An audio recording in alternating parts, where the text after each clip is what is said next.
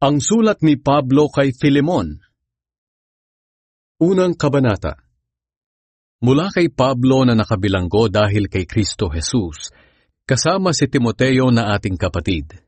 Filemon, aming minamahal na kamanggagawa sa Panginoon, kasama si Apphia na ating kapatid, si Archippus na kapwa natin sundalo ni Kristo, at ang mga mananampalatayang nagtitipon sa iyong tahanan sa pagsamba sa Diyos. Sumainyo nawa ang biyaya at kapayapaang galing sa Diyos na ating Ama at sa Panginoong Hesukristo.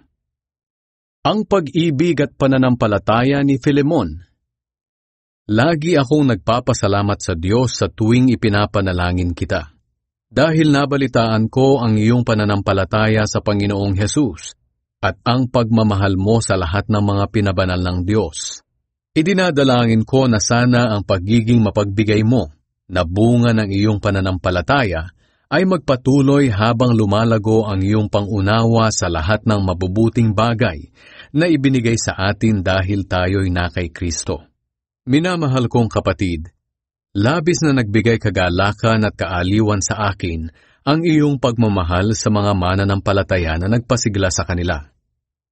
Ang hiling ni Pablo para kay Onesimus. Ngayon bilang apostol ni Kristo, maaari kitang utusan kung ano ang dapat mong gawin.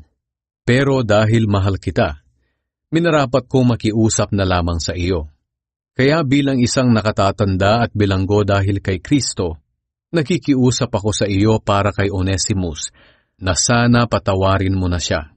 Siya'y naging anak ko sa pananampalataya rito sa bilangguan. Dati wala siyang pakinabang sa iyo, ngunit ngayoy kapaki-pakinabang na siya sa ating dalawa.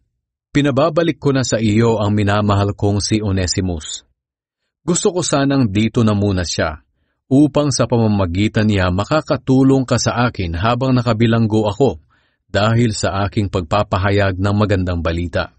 Ngunit ayaw ko itong gawin nang wala kang pahintulot, upang maging kusang loob ang iyong pagtulong at hindi sapilitan.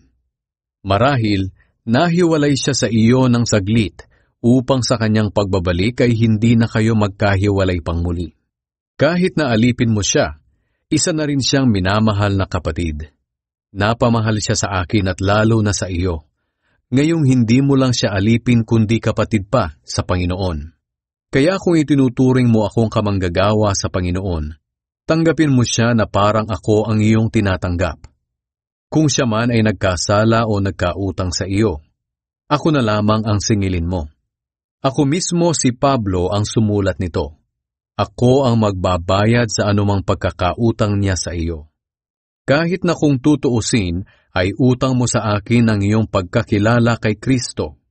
Kaya kapatid, pagbigyan mo sana ang aking kahilingan, alang-alang sa Panginoon.